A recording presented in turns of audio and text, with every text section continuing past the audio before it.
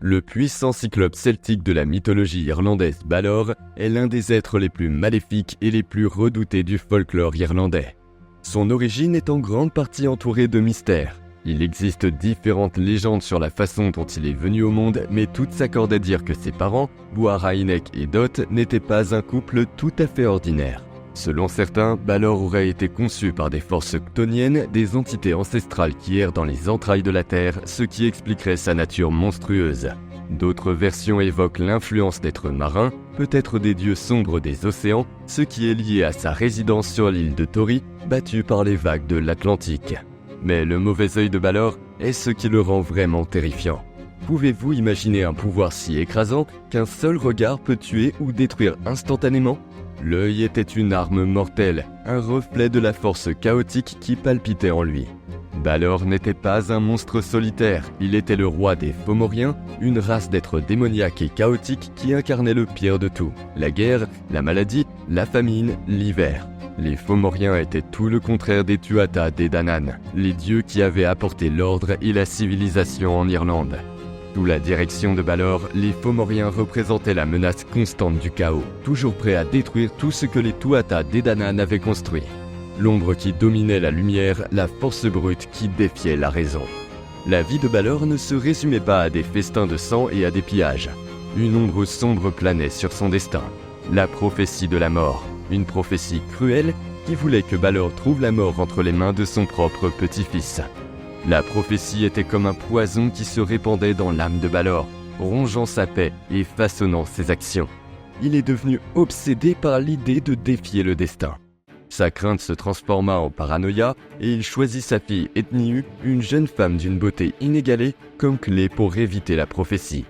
Pour éviter qu'elle ne donne naissance au petit-fils qui causerait sa perte, Balor emprisonna Ethniu dans une tour de cristal sur l'île de Tori, coupée du monde et de la compagnie de quiconque. La tour représentait le contrôle obsessionnel de Balor, sa tentative désespérée de manipuler l'avenir. En emprisonnant Ethniu, il pensait pouvoir figer le temps et empêcher l'inévitable. Lorsque la tour de cristal fut construite pour défier le destin, elle devint le théâtre de sa propre rébellion.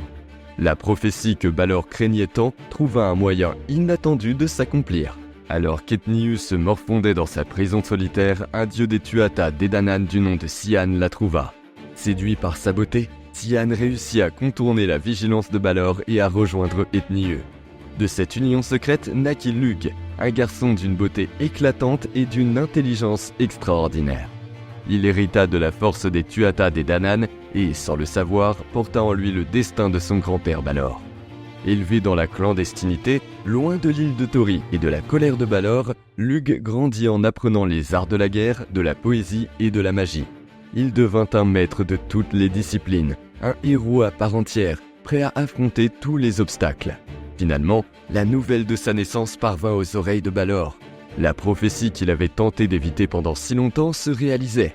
Le roi Fomorien éprouva de la terreur, mais aussi une rage intense. Il jura de détruire Lugh et tous ceux qui s'opposeraient à lui. C'était la bataille finale entre les Tuatha Dé Danann et les Fomoriens, le combat de l'ordre contre le chaos. Dirigés par Balor, les Fomoriens s'élancèrent comme une vague sombre, grotesque et bestiale, dégageant la férocité d'une nature indomptable. Leur apparence monstrueuse reflétait la menace qu'ils faisaient peser sur l'ordre durement acquis des Tuatha Dé Danann. Pendant ce temps, en face d'eux, les Tuatha Dé Danann se préparaient à défendre la civilisation qu'ils avaient bâtie. Ces guerriers étaient habiles et ces mages puissants, mais l'ombre de la peur planait sur eux, car ils savaient à quel point l'œil de Balor était destructeur. La mort les guettait. Au cœur de ce maelstrom déchaîné se détachait le héros Lugh, qui brillait de mille feux. Il était l'espoir des Tuatha Dé Danann, la personnification de l'intelligence et du courage. Il savait que le destin de chacun reposait sur sa capacité à s'opposer à Balor et à vaincre son œil maléfique. La bataille se déroula dans un tourbillon d'acier, de magie et de cris de guerre. Les héros s'affrontaient dans des combats mortels, tandis que les sorts traversaient le ciel comme des éclairs. Le champ de bataille était une scène chaotique de sang, de feu et de corps déchiquetés. L'impitoyable Balor laissait libre cours à la fureur de ses yeux, fauchant des vies d'un seul regard. Les Tuatha Dé Danann se battaient courageusement, mais leur rang s'amenuisait à chaque instant, dévorés par la puissance du roi Fomorien. Balor teintait à Nuada, le roi des Tuatha des Danann. Bien qu'il soit un formidable guerrier, il ne put s'opposer à la puissance de l'œil terrible de Balor. À ce moment critique, Luke prit l'avantage et défia Balor dans un ultime duel. L'intensité était palpable, l'air crépitait de l'énergie des deux adversaires. Le destin du monde reposait sur cet affrontement. Fier de sa fureur, Balor brandit la lourde paupière de son mauvais œil. Une terrible vague d'énergie se forma, prête à se déchaîner. C'était la mort en chair et en os, le pouvoir d'anéantir des armées entières d'un seul regard. Cependant, dans un mouvement rapide comme l'éclair, Lugh lança la pierre de sa fronde, qui frappa Balor en plein dans l'œil, le transperçant dans un fracas épouvantable. Le géant poussa un rugissement de douleur, avant de s'effondrer en trébuchant.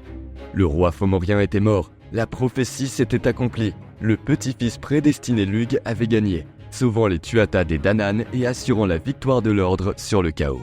Le Katmaeg Tuered devint un emblème de la mythologie celtique, un symbole de la lutte éternelle entre la lumière et les ténèbres, la civilisation et la barbarie. L'histoire de Balor, le roi cyclope, évoque la fragilité du pouvoir, l'inéluctabilité du destin et le courage nécessaire pour affronter nos peurs, surtout lorsqu'elles prennent la forme d'un œil capable de briser le monde. Balor dépasse les limites de la mythologie celtique et puise dans une peur ancestrale présente dans de nombreuses cultures. Sa silhouette difforme et monstrueuse, dont le pouvoir destructeur est concentré dans un seul œil, en fait un archétype maléfique. Il incarne la force brute de la nature, le chaos primordial qui met en péril l'ordre et la civilisation.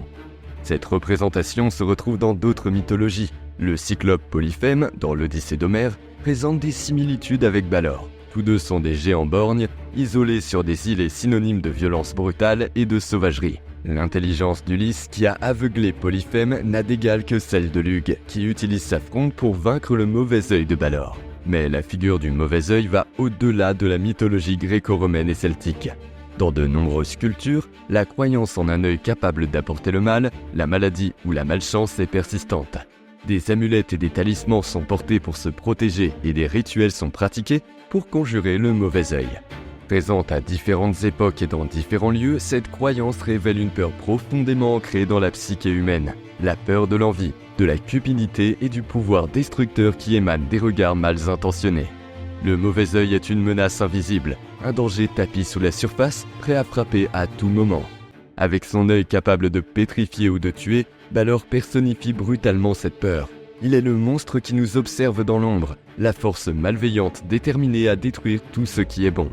Son histoire nous rappelle la fragilité de la vie, la nécessité de se protéger des forces du mal et l'importance de l'intelligence et du courage pour vaincre les ténèbres. Malgré son caractère terrifiant, Balor nous incite à réfléchir sur nos propres peurs, sur les ombres qui habitent nos âmes et sur la force qui réside en nous pour les affronter.